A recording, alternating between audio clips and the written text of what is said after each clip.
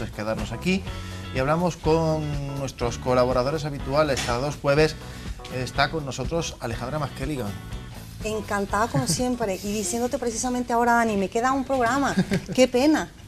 Bueno, es una pena, pero lo que tenemos que hacer es disfrutar de lo que nos queda por delante, y hoy tenemos, bueno, pues una sección muy rica en la que vamos a hablar de muchas cosas, y lo vamos a hacer con una persona que te acompaña, que también es buen amigo tuyo y de la casa. Por supuesto que sí, Joaquín Carrascosa. Muy Joaquín, buenas. buenas tardes. Muy buenas, encantado de vuestra invitación y nada, como tú dices, aquí como en casa. Bueno, pues en este caso vamos a empezar porque el tema de hoy sobre el papel puede ser un poquito más complicado, pero bueno, como siempre suele suceder con Alejandra, nos lo traslada de forma maravillosa para que lo podamos entender todo el mundo. Vamos a hablar de gestión del talento en la era de la transformación digital y cultural. Así es. Eso de la gestión del talento, ¿qué es? ¿Qué es, verdad, que suena esa palabra? Bueno, la gestión del talento abarca muchas cosas, abarca lo que es la retención del talento, es decir, cómo hacer que los trabajadores, los colaboradores se queden durante un largo tiempo en la organización, y la atracción del talento es cómo podemos hacer que la gente que está en búsqueda de empleo pues pueda llegar a esta empresa, que se sientan atraídos por esa empresa. Entonces realmente el término en inglés que abarca todo lo que vamos a estar hablando Joaquín y yo se llama Employer Branding, y hemos querido abordarlo desde el enfoque de Joaquín, que es la parte más de branding, lo que será la marca, lo que será lo que la empresa como imagen proyecta hacia afuera, y yo voy a comentar la parte de lo que la imagen de la empresa también se proyecta hacia afuera, pero luego como dentro a los trabajadores o hacia la gente que busca empleo. O sea, digamos que sería más la parte de recursos humanos y Joaquín más la parte de marketing y de imagen. Así tenéis los dos enfoques y compartiremos algunas claves de cómo hacer que este employer branding pues sea lo más exitoso posible. Sí, porque estamos hablando de un concepto que cada vez tiene más tirón, ¿no? Estamos viendo como en las empresas más modernas, más exitosas, se cuida cada vez más a los trabajadores, ¿no? Se respeta mucho el ambiente de trabajo, se busca que haya conciliación y, en fin, y desde que en el año 2000 decidiera Google, cuando todavía estaba prácticamente empezando a desarrollarse, a cambiar las instalaciones y hacer un modelo de empresa y de lugar de trabajo diferente, pues hemos visto como poco a poco se ha ido adaptando. Incluso ya tenemos aquí en Jaén algunas empresas que apuestan por ese modelo, ¿no? Correcto. Y cada vez se va a ir imponiendo más, ¿no? Y cada vez se va a ir imponiendo más, porque cada vez más las personas que están en búsqueda de empleo van a ir a consultar, así como consultamos, por ejemplo, cuando nos queremos ir de vacaciones, pues cuántas estrellas o qué valoración tiene un hotel o un restaurante. Lo mismo están haciendo las personas que buscan empleo. ¿Qué comentarios hay en las redes sociales? ¿Qué ambiente de trabajo se comenta? ¿Y qué valores, sobre todo, está la empresa mostrando si están alineados a mis valores? Yo que busco empleo y tengo estos valores, pues si realmente se ajustan a lo que esta empresa tiene. Entonces, bueno, hay una serie de elementos, desde cómo atraer hasta cómo retener. Por ejemplo, cuando los trabajadores se marchan de una empresa, pues conocer un poco qué motivo le hizo salir a esa persona para poder aprender. Eso se trata de un aprendizaje continuo, tanto de clientes como de la gente que está, como de la gente que marcha, para poder ver qué estamos haciendo como empresa para atraer o no atraer a nuestros futuros trabajadores. Claro, pues estamos hablando mucho del hecho, bueno, pues de atraer, de permanecer. Oye, pero cuando alguien también se va de la empresa, no tenemos que dejar que se vaya, como decimos por aquí, echando pestes, ¿no? Es decir, un trabajador enfadado a la hora de marcharse de una empresa también puede ser algo peligroso, ¿no? Tenemos que cuidar a los que queremos que vengan, pero también a los que se van a marchar, ¿no? Correcto, y también podemos hacer muchas preguntas a través de encuestas de clima laboral para ver qué es lo que está haciendo a la gente que se quede con nosotros. Si son un tema, por ejemplo, de salario emocional, que luego hablaremos un poco más adelante de eso, si es por el clima laboral, si es porque la relación con sus jefes directos es buena, si es porque las instalaciones me permite pues, relajarme, tener elementos para que pueda yo distraerme, que luego hablaremos también de temas de gamificación. Quiero decir, todo este conjunto de elementos hará que las personas quieran trabajar en esa empresa y al final que no se quieran marchar, que se queden.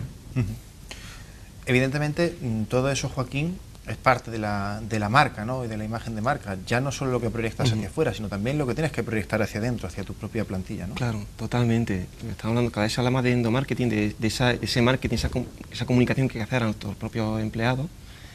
Pero para eso, tanto para la comunicación interna como la comunicación externa, para comunicar esos valores, que no estamos hablando de moco de pavo, los valores van asociados a la coherencia, y si tú quieres tener coherencia debes tener las cosas muy claras, ¿no?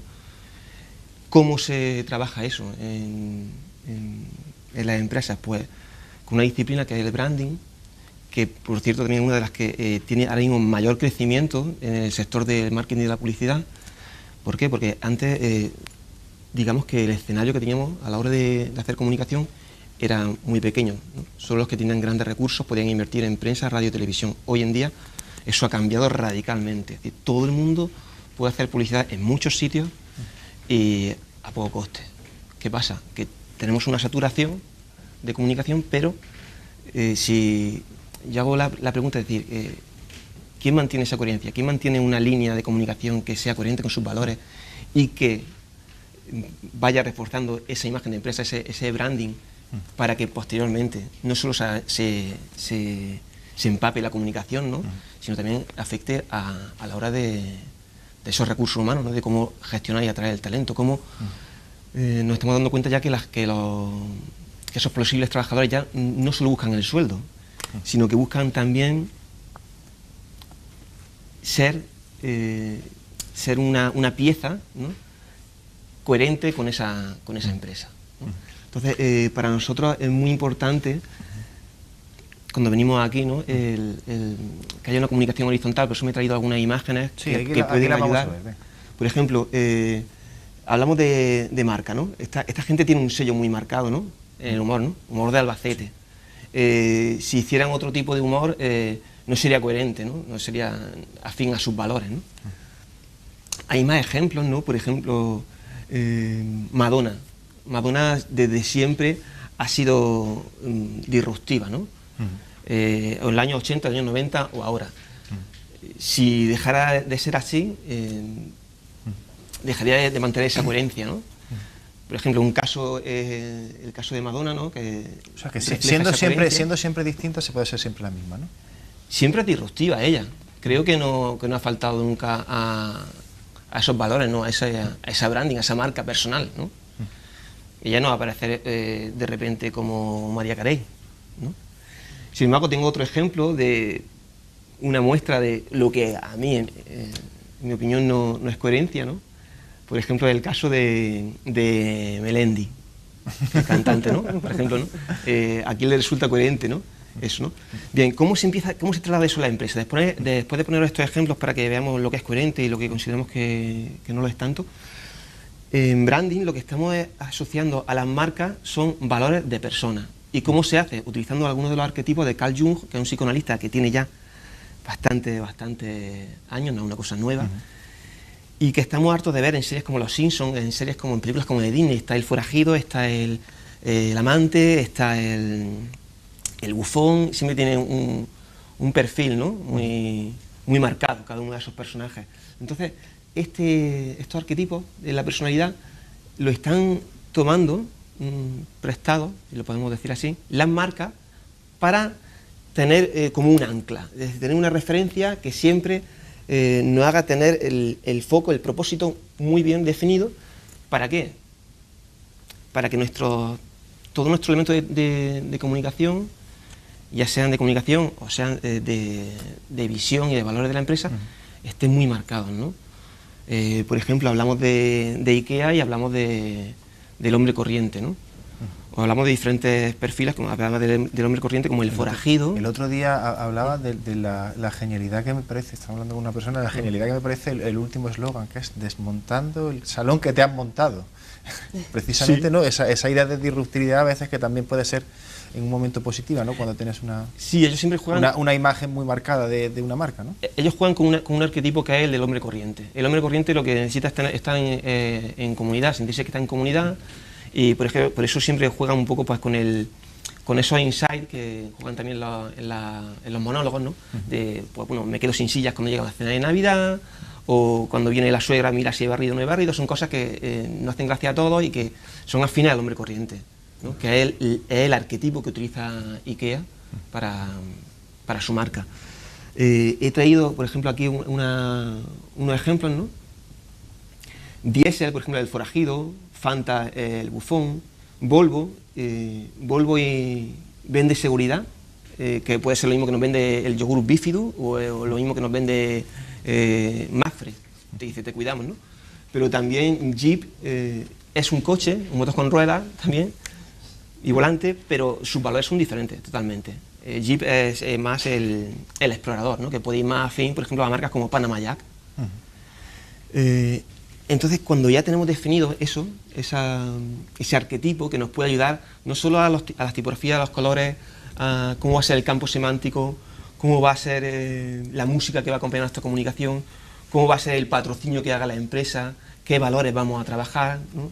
No es lo mismo trabajar la seguridad desde Volvo que trabajar, por ejemplo, la innovación y la experimentación, como trabajar Jeep. Eso ya se está trasladando a los valores de la empresa y eso es lo que va a llegar también a los trabajadores. Es decir, yo, ¿dónde me gustaría trabajar? ¿En Volvo o me gustaría trabajar en Mercedes? ¿No? Son valores totalmente distintos, ¿no? Me he traído también un ejemplo muy claro que hemos trasladado a una marca de refresco, ¿vale? Tenemos 3 vasos vacíos con un líquido naranja que burbujeante.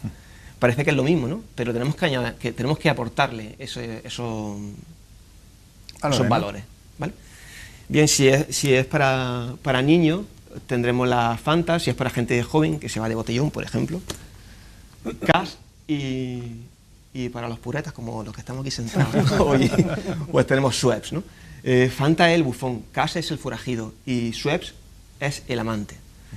Fanta es un arquetipo que también utiliza, por ejemplo, McDonald's. Cass es un arquetipo que también utiliza, por ejemplo, la marca Diesel o la marca Harley Davidson. Más disruptiva, una música más disruptiva, unos colores, unas tipografías mucho más disruptivas. Y Schweppes, que tiene el arquetipo del amante, pues seguro que os suena. Si el amante, os digo que lo utilizan en marcas como Martini, como helados Häagen-Dazs, ¿vale? Su campo semántico, sus colores, todo va cambiando. Aquí tenéis un ejemplo muy, muy claro, ¿no? Ok, ¿dónde te gustaría trabajar? ¿En Schweppes o en Fanta? ¿Te gustaría trabajar en algo más relacionado con los adolescentes, con los valores que son afines a los adolescentes, a los niños? YouTubers, ¿no? Con los youtubers. Los que están, por ejemplo, ¿O te gustaría trabajar más bien con esa delicadeza, con el impacto más emocional que tiene a lo mejor la importancia que le damos los adultos, ¿no? A todas nuestras relaciones, ya sean las relaciones laborales o personales? Bien, pues eso es lo que conecta el branding de la empresa con el employer branding que estamos hablando aquí hoy, ¿no? ¿Con qué valores soy afín? ¿Dónde me gustaría estar? Independientemente del sueldo que cobren, ¿no? Eso le quería preguntar yo a Alejandra, porque evidentemente antes solamente teníamos una variable, ¿no? Que es cuánto me van a pagar por hacer un trabajo, ¿no? Y cada vez estamos viendo que manejamos un abanico más amplio de variables a la hora de elegir un puesto de trabajo, ¿no? Claro, porque cada vez hay más elementos que nos pueden motivar o desmotivar, no solamente el sueldo. Por ejemplo, el tema del teletrabajo, que también lo he comentado alguna vez, el tener una tarde libre, el poder conciliar mi vida familiar con el trabajo, el que la empresa también me motive, me felicite cuando hago cosas buenas, que no se trabaje solo o sea, que no sea una reunión solamente para llevarme la bronca, que también haya reuniones donde podamos celebrar, donde podamos festejar ese cumplimiento de ese objetivo, esa consecución o el haber conseguido ese nuevo proyecto. Al final, cuando hablamos de gestión del cambio, tenemos que hablar de gestión del talento, tenemos que hablar de comunicación, tenemos que hablar de valores y tenemos que hablar de que la cultura de la empresa tiene que ser coherente, que si yo estoy buscando trabajo o si yo me quiero quedar a trabajar en esa empresa, tiene que haber una serie de elementos que no solamente sean monetarios para que yo me sienta conectada. Y creo que el compromiso es algo que se pide mucho en las empresas y el compromiso no se puede pedir si antes no hay confianza. Y para que haya confianza pues tiene que haber coherencia, tiene que haber una transparencia y sobre todo que las personas que estén allí se sientan que ganan. Cuando hay un equilibrio entre lo que gana la empresa y lo que gana el trabajador, ese es el equilibrio perfecto, donde estamos todos contentos porque lo que se habla es transparente, es claro y donde realmente podemos seguir trabajando en esa empresa porque me siento parte de ella. Pues ya solamente me queda una pregunta. Claro, para nosotros como trabajadores está claro que tener un ambiente laboral sano pues es beneficioso y es lo que queremos todos. Pero ¿y las empresas? ¿Qué beneficios obtienen al tener pues una gestión del talento adecuada? Pues, por ejemplo, el que los trabajadores estén contentos dentro de la organización tendrán un mayor rendimiento, sus resultados van a ser muchísimo mejores. Ellos pueden ser prescriptores, ellos también pueden ayudar en la búsqueda de nuevos colaboradores. Cuando la empresa tiene una necesidad, ¿quién mejor que no? Gente que ya está colaborando, que ya son trabajadores, puedan ser los apóstoles o los que vayan en búsqueda de nuevos colaboradores. Estas personas, los trabajadores, se sentirán satisfechos que pueden dar empleo a amigos o familiares. La empresa se sentirá contenta porque verá que hay gente que tiene que hay como una buena reputación, ¿no? Por eso es importante que la empresa también cuide cómo se habla de ella, para que sea esto atractivo. Entonces aquí hay un ganar-ganar, la empresa con trabajadores contentos, satisfechos, motivados, trabajadores motivados que van a dar su 100% o su 200%, y al final la empresa pues podrá hacer de verdad, aportar un valor añadido, el consumidor al final percibe esto, porque esto es una cadena de cosas, y al final pues la empresa será puntera y será, en la competitividad que hay ahora, pues estará reconocida. Pues como siempre me encanta escuchar lo que nos cuenta Alejandra. Muchísimas gracias por estar con nosotros. Gracias a vosotros. Y a ti, Joaquín, por supuesto también. Siempre contándonos Gracias. cosas tan interesantes como las de hoy. ¿Tú qué eres más, de Schweppes, de Cass o de Fanta? No sé. Creo que soy más de un buen vino. Buena respuesta. Bueno, pues a veces conseguir que una organización funcione bien, y si es empresarial no les quiero ni contar, es un auténtico encaje de bolillos. Y esta expresión, la verdad es que pues viene directamente relacionada a lo que es un encaje de bolillos. Y es que es algo muy complejo. Es un arte realmente complicado, y que en hacer aproximadamente 1 metro de bordado, pues se pueden invertir muchísimas horas. Eso lo pudo comprobar ayer nuestro compañero Pepe Polo, que estuvo en la exposición de la Asociación Mar de Olivos, que como todos los años